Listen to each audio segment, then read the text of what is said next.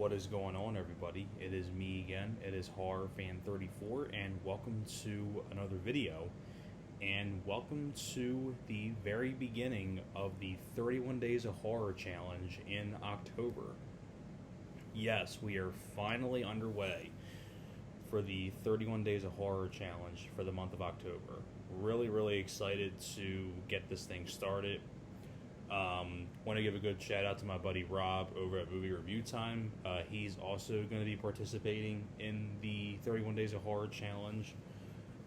For the first time, he's actually going to be doing it. So if you haven't seen his first review, then definitely go give it a look.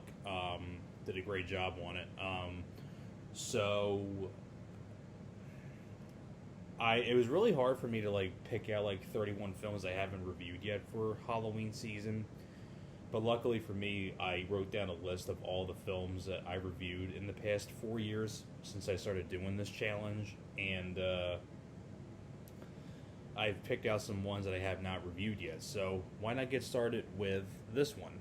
Because since in one of the other 31 Days of Horror Challenge that I did in the past few years, I reviewed the first film of this franchise, and I figured, you know what, why not start off this year with the sequel to that? And I figured this would be a good one to talk about because I think it's an underrated sequel, and it's one that does not get brought up at all when it comes to horror sequels. But I think it's one of the best horror sequels, and it's one of the more underrated horror sequels.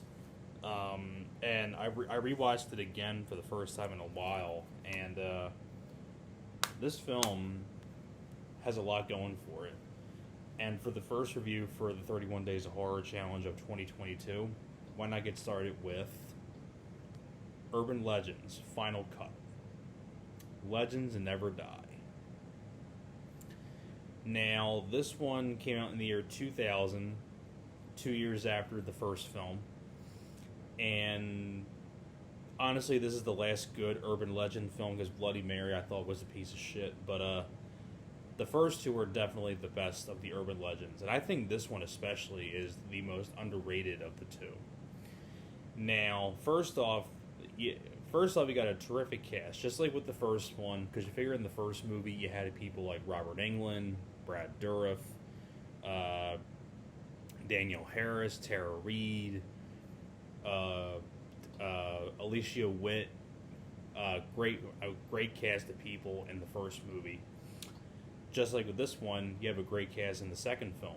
You have these cast members up here. You have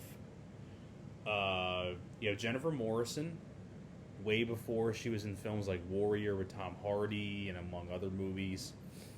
She's in here as our lead. You also have Matthew Davis, who was in the first Legally Blonde. He was in an underrated ghost story called Below. It took place on a submarine. You have Hart Bochner as the teacher. You have Ellis himself from Die Hard. Hans, Bubby, I'm your white knight. That guy, he's in here. You have Joey Lawrence, who was in the film Pulse from back in the day in the 80s. Anthony Anderson. Yeah, way before Scream 4, Anthony Anderson did another horror film called this film. Loretta Devine, who was in the first film, she comes back in this. So, a lot of really great people in the cast in the film. Directed by John Ottman, who is mainly known as a composer. Now, the basic idea with this Urban Legends Final Cut is that it takes place at a film school, which I think is a cool idea because you figure the first one dealt with, a school and things like that. What I like about this one is that it takes place at a film school, and it's it's Alpine University, and then there's this competition where these students have to create the best independent student film at this film school, and they're basically being killed off one by one based off of urban legends by this killer in a fencing outfit, this fencing mask. And it's sort of the whole mystery of who the killer is, and the twist at the very end I thought was a pretty cool twist. I'm not going to spoil it for anybody who hasn't seen the film, but What I really enjoy about this film is the cast, especially Jennifer Morrison does a great job as the lead, and it was cool to have people in here like Matthew Davis, Anthony Anderson, Loretta Devine, Hart Bachner, the Ellis himself from Die Hard. It's cool to see like Joey Lawrence in the film. I thought the musical score was pretty decent as well by John Ottman. And you have some really good kills in here, like especially like because they're based off of urban legends. Like you have one that gets their throat slit with a razor, and you have one that gets a shotgun in the mouth, and a lot of you have one girl who gets hung on the roof by a noose. She gets hung on a rope. So you have some really, really inventive death scenes in here. Very gory. Definitely the R-rated gory, and I just think the whole idea of it taking place at a film school, I thought was such a cool idea because I'm a big guy who's really big into movies, and the fact that it's about these people trying to make this independent film, and you have people like effects people and things like that, like Anthony Anderson is an effects guy, and he's working on the gore effects. He has some really fun little pop culture references here and there. Some good lines of dialogue from the characters, especially like Anthony Anderson. Really good comic relief character that he plays. And I think the whole aspect of this killer wearing a fencing outfit I thought was such a cool idea. And I remember, this was a trailer I remember seeing a lot as a kid on pay-per-view back in the day in 2000 when I was 6 years old. And I just remember like this whole fencing outfit thing always standing out to me the most about the film, and it was just really cool to see like this cast of characters together. And like I said, like I'm not going to spoil the twist or anything, but I think the twist was pretty genius. I'm not going to say what it is, obviously, but If you really enjoyed the first Urban Legend, I think this is definitely worth a look.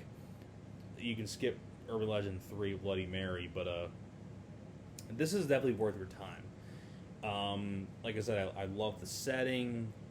The musical score is pretty decent, and the thing that really helps the film out too is not just the idea of it being at a film school, but this cast in general carries the film tremendously, especially Jennifer Morrison, because Jennifer Morrison, I would honestly say, is one of the more underrated female lead characters in a horror movie. I think she's up there with people like, Kyle from Child's Play 2 and things of that nature. I think she does a great job. Matthew Davis does a good job. Hart Bachner, it's just cool to see him as the teacher. You have Joey Lawrence, like Anthony Anderson. Probably the most fun character in the movie is Anthony Anderson. He's very entertaining. Loretta Devine. And like I said, really great kills in here. Nice bits of gore. So I mean, the deaths are very brutal. So they don't cut back on the R rating. And in overall, this is just a very fun, entertaining slasher movie. So if you like the first Urban Legend, I would say that I highly recommend you check out Final Cut. It's definitely worth your time, and it's underrated. Very underrated, and I feel like it doesn't get talked about much at all, and I think it deserves a lot more attention. So that is pretty much it for my review for Urban Legends Final Cut. Thank you very much for watching, and stay tuned for the next review, which will be day 2. So thank you for watching, and I will see you guys next time. You guys take care.